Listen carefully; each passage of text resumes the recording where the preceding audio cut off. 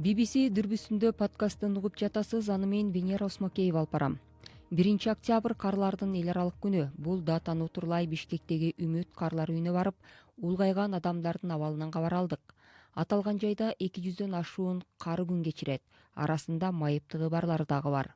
Жашы 70тен өтүп калган Ашырбүү Абдрахманова Жалал Абад облусунун тургуну. Ал бул жерге абышкасынын көзөткөндөн кийин келген.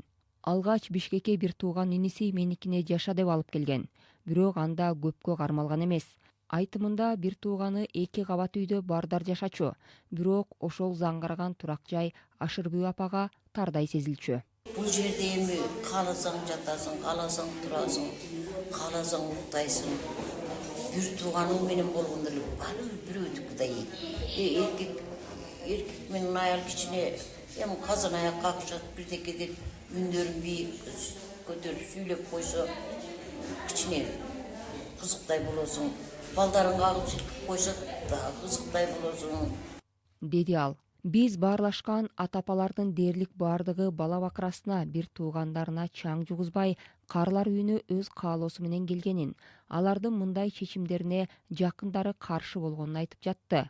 Бирок канчалык аракет кылса дагы алардын сүйлөгөнүнөн, эмоциясынан бул айласыздан кабыл алынган чечим болгону байкалып турду. Шарипа Ибакованын бул жерге келгенине 2 жылдан өткөн. Жашы 80ден өтсө дагы чырымталы жаш экен. Бирок багуусу жакшы болгондо мүмкүн мындан дагы тың болмок беле деген ойго баттым.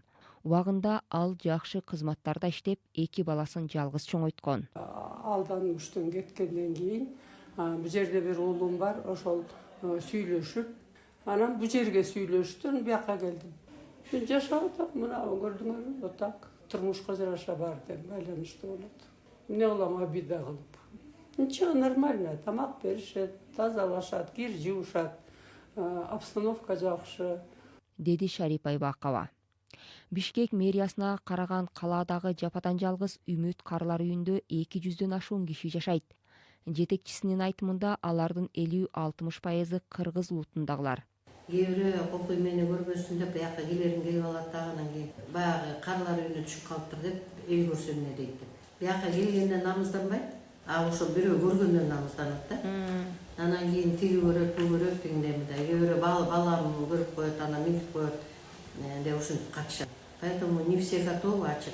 Мен отургузуп алып анан кийин эже эмнеге намызданасыз, эмнеге уяласыз, балаңыз уялсын, бияка тыгып салган балаңыз уялсын, эмне уяласыз дегенден кийин анан дагы чын эле деп мындай кичине эметип калышты да, деди карлар үйүнүн жетекчиси Эркингүл Абдылдаева. Айтымында айрым карлар өтүп кеткенден кийин алардын жакындары сөөгүн алып кетип жерге бергенден дагы баш тартышат. Сиз BBC дүрбүсүндө подкастын уктуңуз. Аны мен Венера Осмокеева алып бардым.